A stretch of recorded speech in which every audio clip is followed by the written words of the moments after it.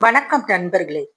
இன்றைய தலவரலாறா நம்ம பார்க்க இருக்கிறது வேலூர் மாவட்டத்துல அமைஞ்சிருக்கக்கூடிய அரிய சக்கரபுரம் திருமால்பேரு அப்படின்னு புராண பெயர் தாங்கி இருக்கிற திருமால்பூர்ல இருக்கக்கூடிய மணிகண்டீஸ்வரர், அஞ்சனாட்சி தெய்வங்களை பற்றி தான் பார்க்க போறோம்.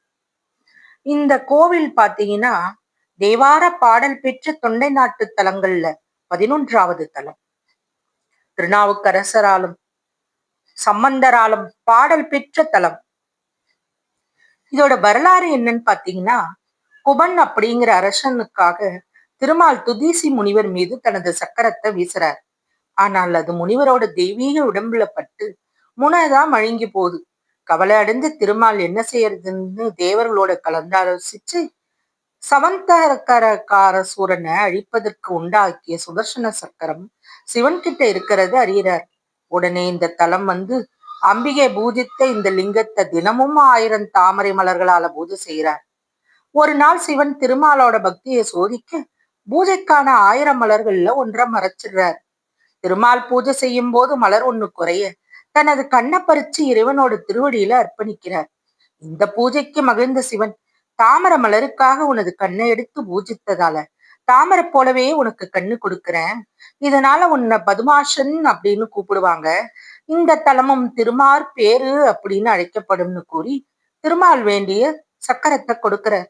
மேலும் அவர் திருமால் கிட்ட, நீ கூறி வழிபட்ட 1000 நாமங்களால என்ன பூஜிப்பவர்களுக்கு முக்தியை கொடுக்கிற, அதை சொல்ல இயலாதவர்கள் என்ன தீண்ட சிவந்தார், சாதரூபர், மணிகண்டர், தயாநிதியார், பவளமலையார், பாட்டந்தவிர்த்தார், சாக்கிசனர் ஆகிய திருநாமங்கள் சொல்லி பூஜித்தார், வேண்டிய வரம் தருவேன்னு அருள்றார். இந்த தலத்துல ஒரு கண நேரம் தங்கியவர்களுக்கும் முக்தி அளிக்கணும்னு இங்கு வழிபட்ட அனைத்து கோவில்களில் உள்ள லிங்கங்களையும் வழிபட்ட பலன் கிடைக்கணும்னு வரம் பெற்றார். சிவன் மகிழ்ந்து திருமால் கேட்ட வரம் தந்தருளியதா வரலாறு. பராந்தக சோழன் நினைவா அமைக்கப்பட்ட சோழீஸ்வரர் மேற்கு நோக்கி அருள் பாலிக்கிறார். 8 கரத்தோட துர்க்கை நளினமா காட்சி தராங்க.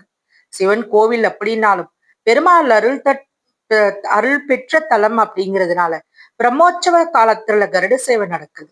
10 கரங்களோட வல்லப விநாயகரும் இங்கு அனுக்கிரகம் புரிகிறார். சிவனேக்கு அபிஷேகம் செஞ்சு புது வஸ்திரம் சாத்தி வழிபடுறாங்க. பெருமாளை வணங்கி சக்கரம் பெற்ற தலமாதலால் இங்கு வழிபடுவோருக்கு எதிரி பயம் இருக்காது, வழக்குகள்ல வெற்றி பெறலாம் அப்படிங்கிறது நம்பிக்கை. சுமார் 120 ஏக்கர் அளவுல சுற்றும் மதில் சுவர்களோட கிழக்கு நோக்கிய ராஜகோபுரமும் 2 பிரகாரங்களோட கோயில் அமைஞ்சிருக்கு. கோயிலுக்கு எதிரில சக்கர தீர்த்தம், சுவாமி சன்னதி கிழக்கு நோக்கியும் அம்மாள் சன்னதி தெற்கு நோக்கியும் அமைஞ்சிருக்கு.